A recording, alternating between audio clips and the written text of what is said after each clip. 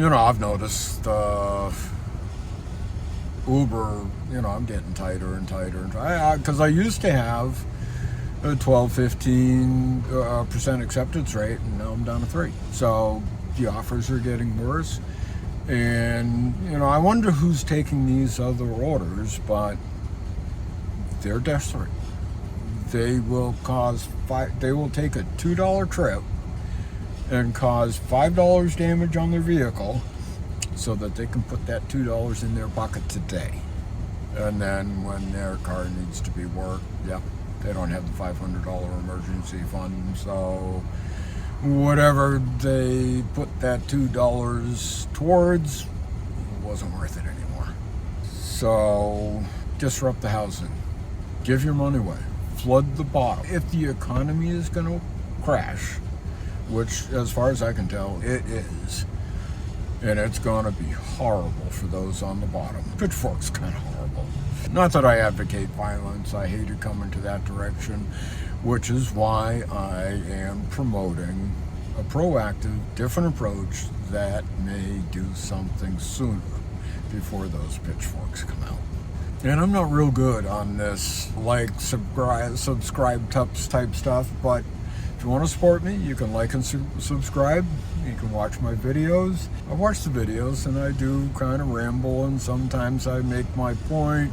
Sometimes I break off into something and I don't get back to it. Put in the notes and comments where you'd like me to get back, where you'd like me to expand on. Ask me questions, and don't tell me to get a fucking job without a spreadsheet that tells me how that's actually going to work.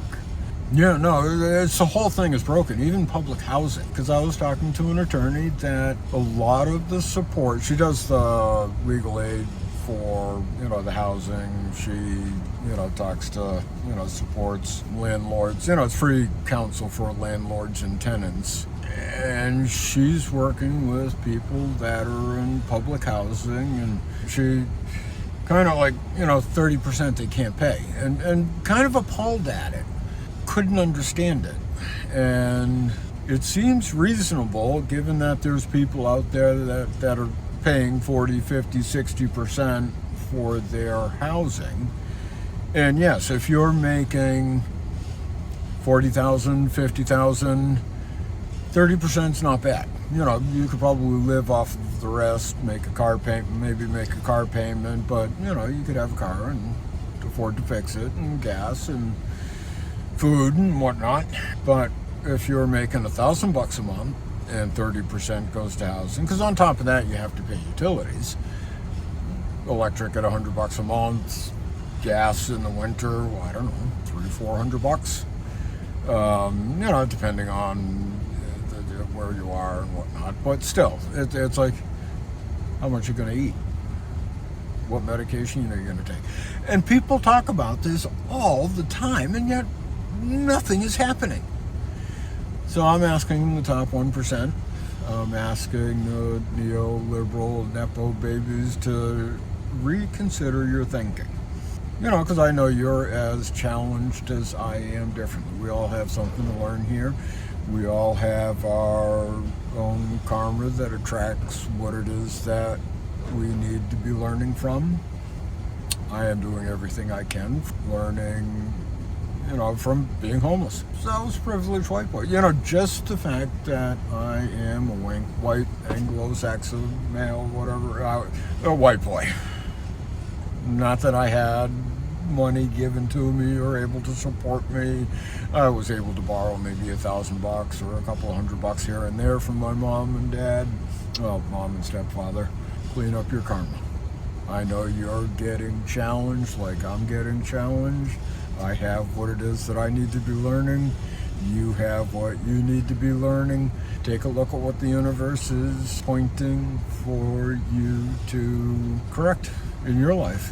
What's your thinking? Question it. Dunning-Kruger. Dunning-Kruger is not just for intellectual. It's for emotions, feelings, attitudes. Everybody has different feelings, attitudes, sexual preferences, the whole gamut. So if you're heterosexual and you think gay is gross, but there's a gay man that loves being gay and thinks heterosexual is gross. So is your thinking clear, or is theirs? Or is there somewhere in the middle?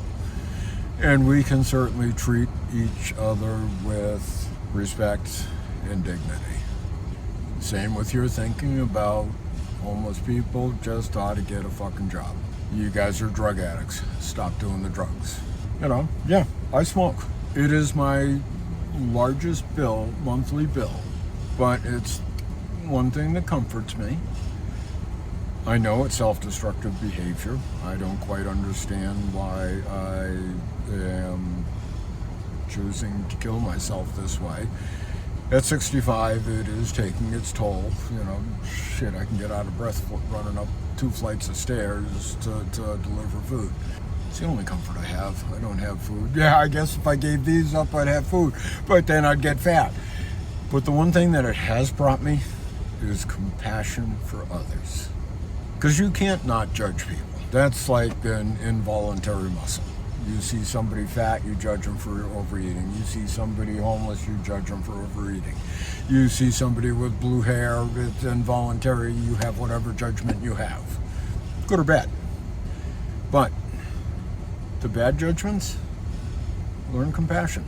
I see a fat person and, I can wonder how do you do that? But you know what? How the fuck do I do this? I can't not have compassion for what they're struggling with. So it's kept me humble. It might kill me, but it has made me a better person. I don't know. I do need to give them up. I do need to get in my health. Being comfortable financially, being housed, being able to reconnect with my boy, see if we can change the direction that's heading. Yeah, maybe I can quit. I have quit. A couple of weeks, couple of months here and there, 6 months. But it's my comfort. Like whatever it is that you have. Because I know you have something. Sex, greed, there's a fucking gamut. But in my most difficult hours, I am joyous. I refuse it gets back to training way back. I don't know if it was the S training, but it was always you go someplace, you leave it better than you found it. And it's true for the people that are in there, the people I meet. I'm gonna leave them. I don't jam. I don't tell them. Like you should smile or smile or be positive. No, that's fucking toxic. I smile with my eyes. My eyes match the smile on my face. It is a brief moment, and even people that are having a hard time smiling, and for all I know, their mom died this morning or ended up in the hospital. And people have the fucking balls to think that she should be smiling at me because I'm a customer and she's making $13 an hour giving me coffee. No. So, if somebody doesn't smile, okay, I'm moving on, no big deal.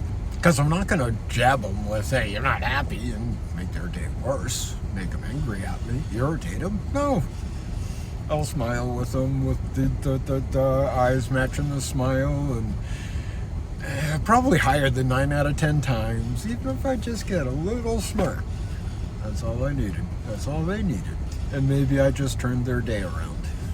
Not if their mom died first thing in the morning, but if they were just cranky because they got a new noise in their car this morning and they're stressing over a new check engine light come on, maybe I just turned the corner for them by being joyful and pleasant. Spreading it. I am too valuable a person on the planet to let fail. Let me continue doing what comes natural for me. So wish me well. Peace and love and harmony. I swear to God, try it. I do it 5 times. It may sound weird and awkward, and but I swear to God, give it a try. You have angry thoughts. You get irritated with somebody. Peace and love and harmony. I promise you, it will change you. You will feel the vibrations almost immediately. And if that don't work, sing joy to the world. Joy to you and me and all the fishies in the sea. You can't not smile and sing along with that eventually. So, peace out. Love you guys. Love the world. Love being on this planet. And I want to do some good work. Thanks for joining me. God damn, I must be interesting if you stuck with me this long. Have yourself a wonderful day.